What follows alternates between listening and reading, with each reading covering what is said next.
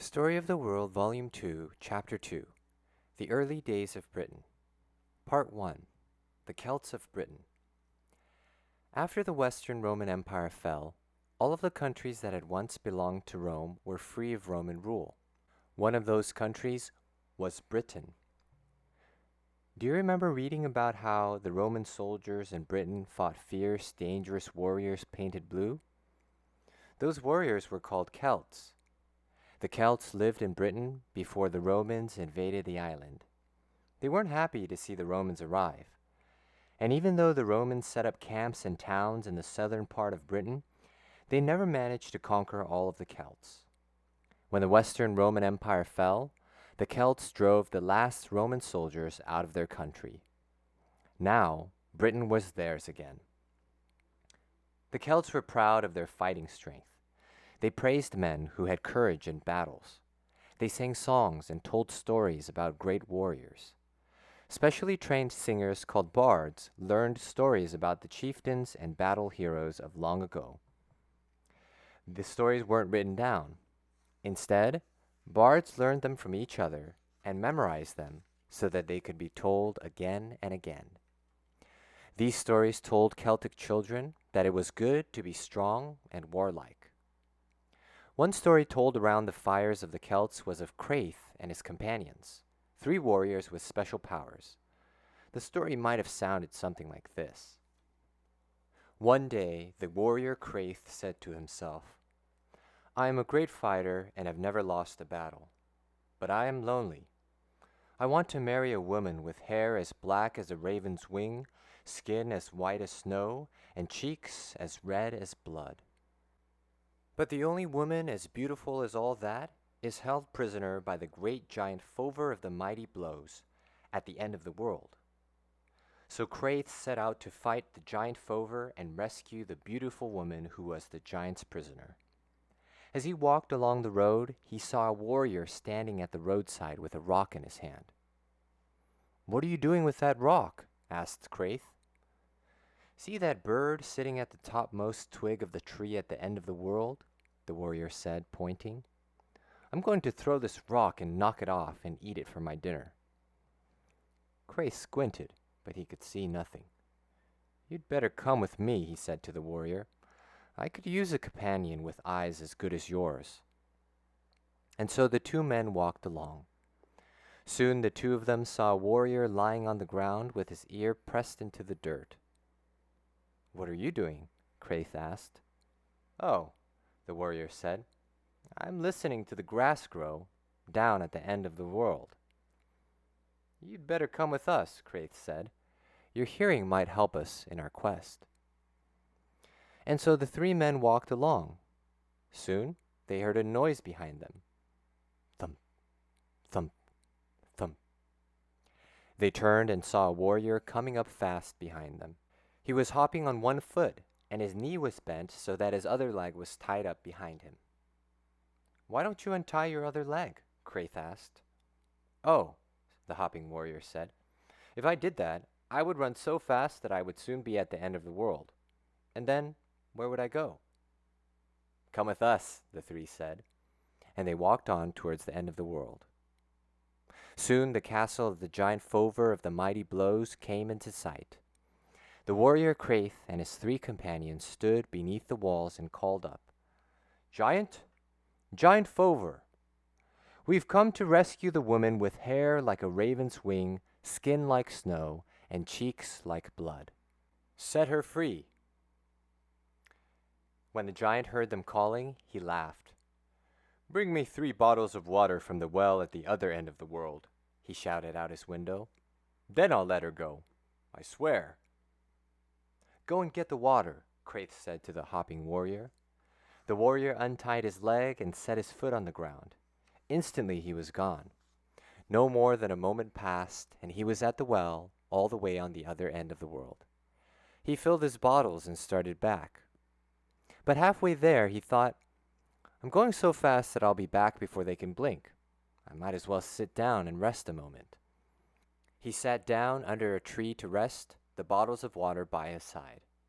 But the sun was warm, the turf beneath him was soft, and soon he fell fast asleep. Back at the giant's castle, Craith was growing restless. "Where is he?" he asked his other companions.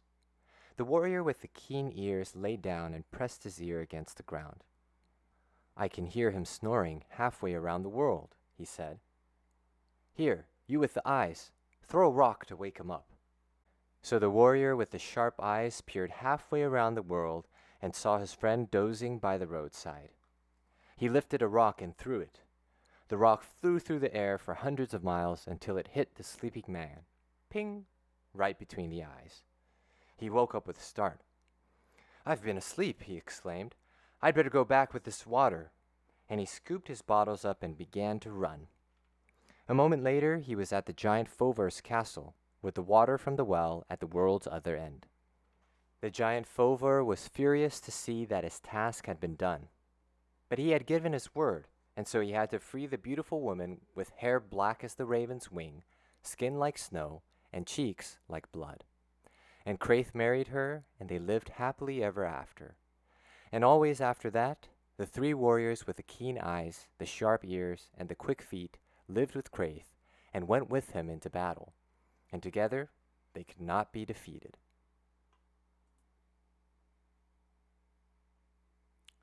Part 2. Barbarians come to Britain. The Celts who lived in Britain didn't all belong to the same kingdom, and they didn't all obey the same king. Britain was full of different tribes of Celts, and each tribe followed a different king.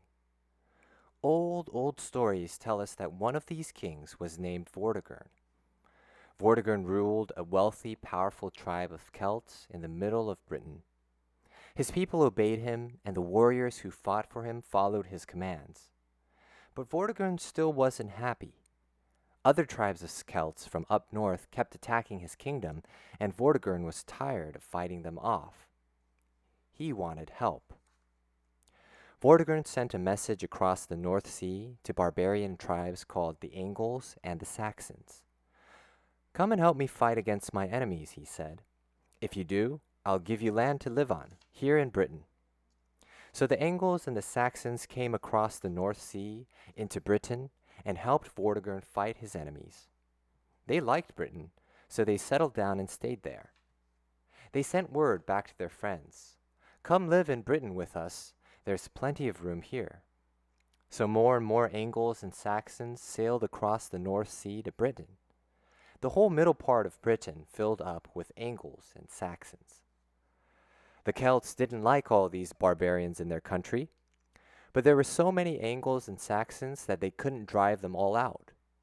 Soon, the south and eastern parts of Britain were completely occupied by Angles and Saxons.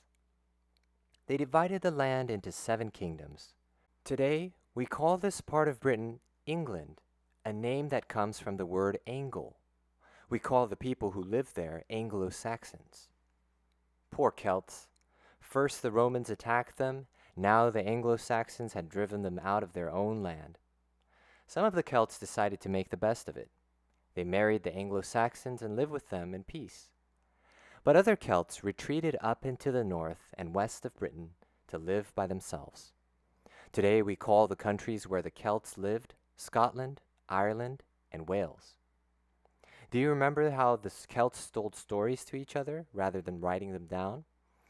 The Angles and the Saxons didn't do very much writing either. They didn't write down their history. They didn't write down their stories. And they didn't keep records of what they did every day.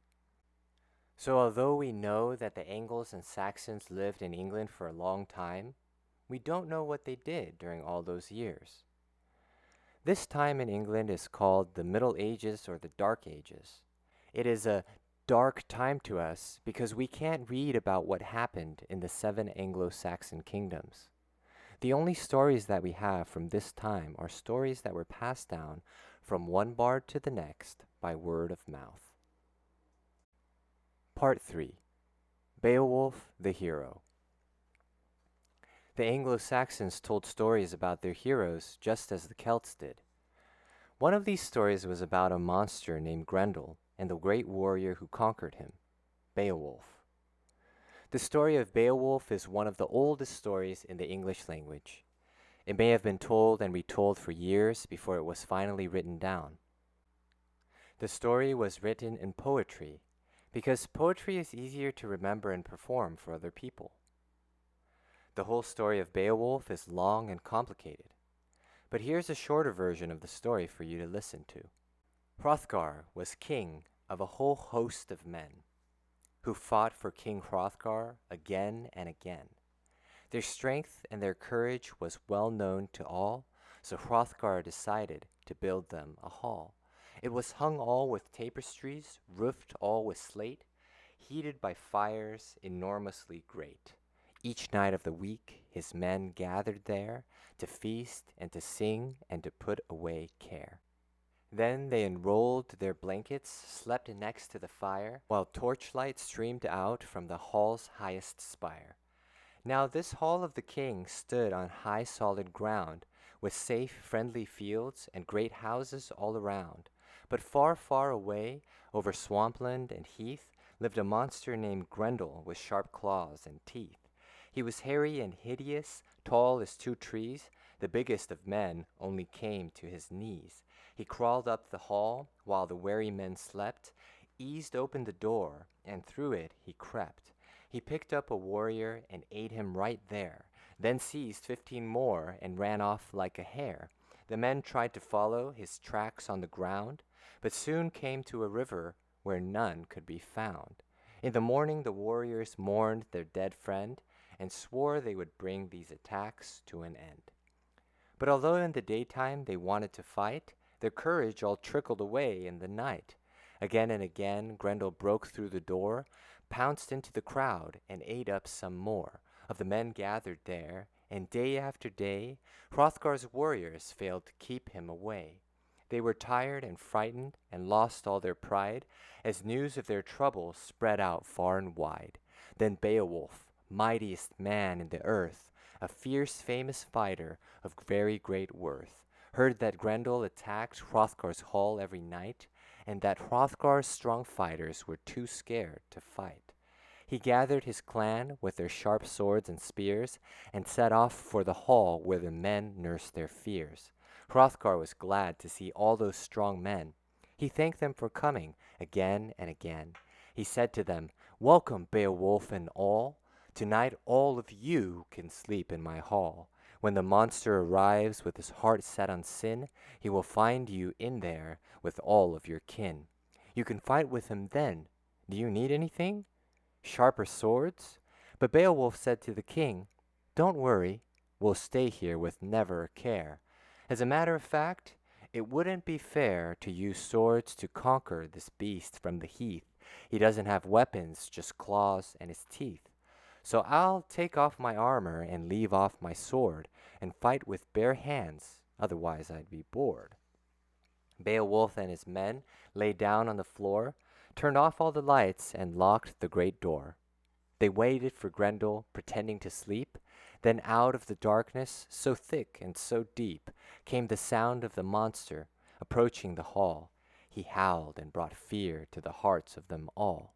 The door, made of iron, was closed, locked, and barred, but the monster destroyed it without breathing hard. He grabbed a plump warrior, got ready to feast, but Beowulf seized the arm of the beast and started to twist it with all of his might. So then Grendel turned on him, ready to fight.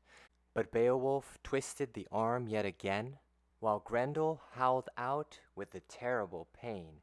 He screamed and he howled, but he still couldn't flee. Beowulf's muscles were something to see. Then Beowulf pulled once again on the arm, and it popped off at once, causing Grendel great harm. Yelping, he galloped right out of the door, leaving his arm lying there on the floor. When the warriors saw what their leader had done, they cheered. Then they followed where Grendel had run. The monster's great tracks led them down to a pool, where the dank mist had settled, all slimy and cool. O'er the water's black surface, engulfed there they found the body of Grendel, who'd jumped in and drowned. "He's dead," they rejoiced. "Let's have a great feast. No more will we dread the approach of the beast." So with mirth and great glee they brought food to the hall.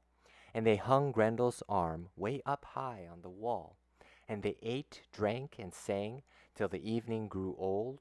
Then Hrothgar gave Beowulf armor of gold.